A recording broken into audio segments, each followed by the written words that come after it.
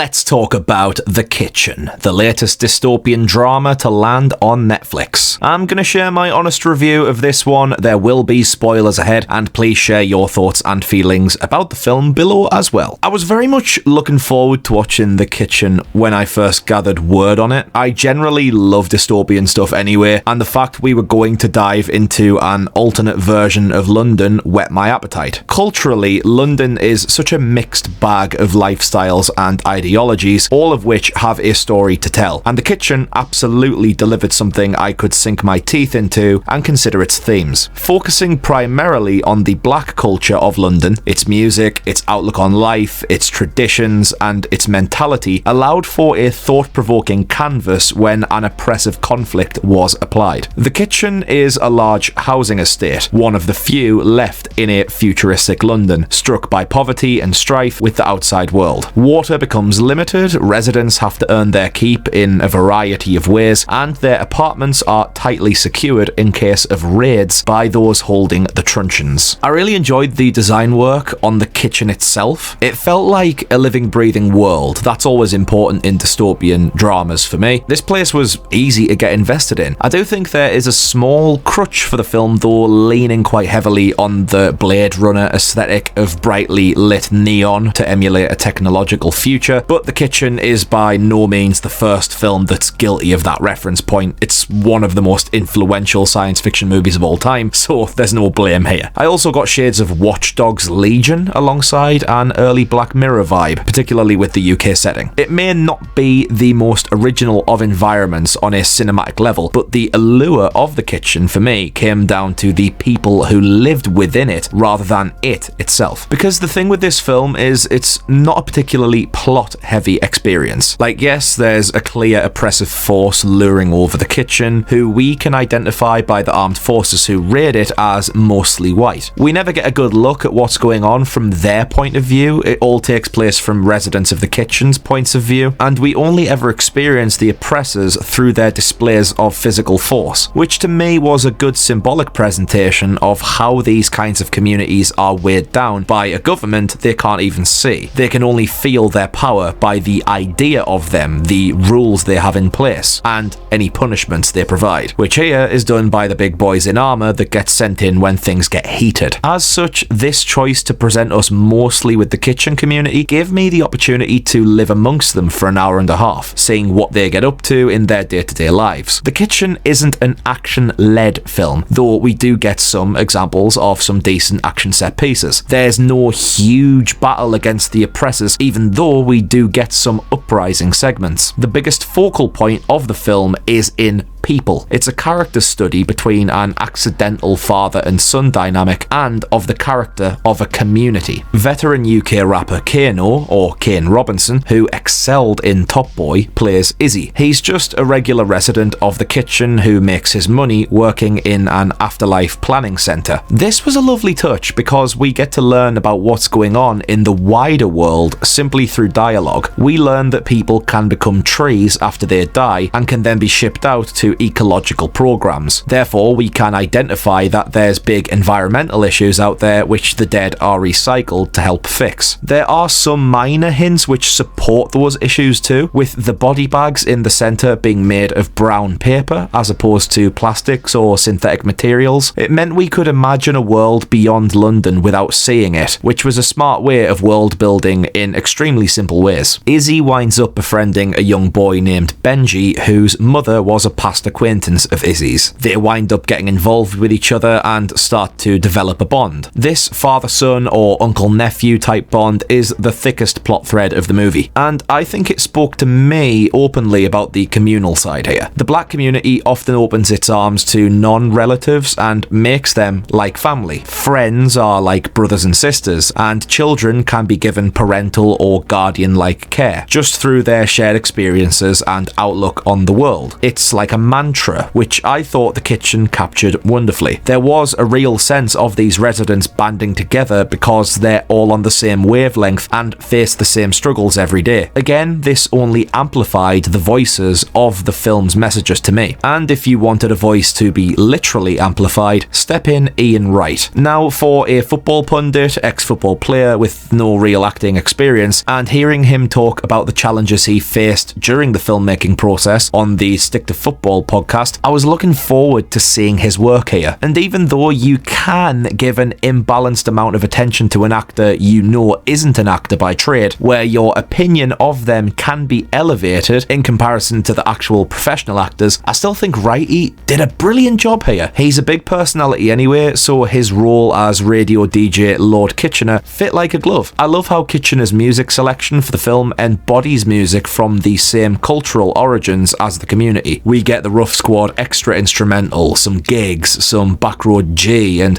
even some classic soul music from Champagne. Love this soundtrack. But back to Kitchener, because Wrighty has also himself grown up within communities akin to what we see in The Kitchen, he's got that background. He's experienced the working classes, experienced racial abuse, worked his way up to become a success, but never let go of his roots. As such, I think he was a perfect person who would have clearly seen the bigger picture of what The Kitchen aimed to convey to its audience. That made him a smart addition to the film. Plus, a lot of his line delivery comes across as natural, sincere, and believable. So hats off to him for taking on the challenge, embracing it, and providing a memorable performance within the film. But when it comes to those professional actors, I think Kane Robinson and Jediah Bannerman, who plays Benji, both did superb jobs here. Bannerman's got a lot of potential to be nurtured into a really successful actor given his output here. No doubt the film's co-director, co-writer, and co-producer, Daniel Kaluuya, will try and get him involved in more future projects, as Kaluuya himself worked his way up to success from the same Community morals. Also, side note, Michael Fassbender also produced the film. Always nice to see people known primarily as actors getting involved with behind-the-scenes work to integrate their vision and talents. Now, I want to close off this review chatting about something I have a gut feeling will be a talking point of The Kitchen, the ending, because it is an abrupt one where I felt like there were still a lot of loose ends, but then I watched it back again, and I actually appreciate the sudden nature of it. The Kitchen has been infiltrated, Izzy and Benji have been through ebbs and flows, but finally they've realised how much they really care about each other as they prepare for their door being broken down. The final scene is all conveyed through facial expressions. You can feel the emotions of each person here, and the smashing of the door before cutting to black was a sharp shock to the system, which highlighted a hopelessness to me almost. Doesn't matter how much care we can have for each other, there's always a power off screen waiting to barge in and shake your world, to take advantage of you. That moulded itself rather well with the themes of the film, I thought. Like, it captured that sense of a happy ending is hard to come by in a world like this, and no matter how strong love can be, how much it can persist, it can be overpowered when you really do not want it to be. There's a bleakness to this, but also a sad truth in it. Overall, I did enjoy my experience in The Kitchen. It took a direction I wasn't expecting given the premise, and I really like that. It came across as a celebration of a suburban London culture when backs are against the wall. It's almost like a study of class and racial oppression, utilising a dystopian veneer to shine, and it also captures a sense of resilience. It's not totally original by way of influences, but by harnessing emotional character relations at its core, this one was a mega enjoyable watch. But that is just my honest review. What's yours? Get it shared in the comments below. I'm Connor from Unleash the Ghouls, and cheers out.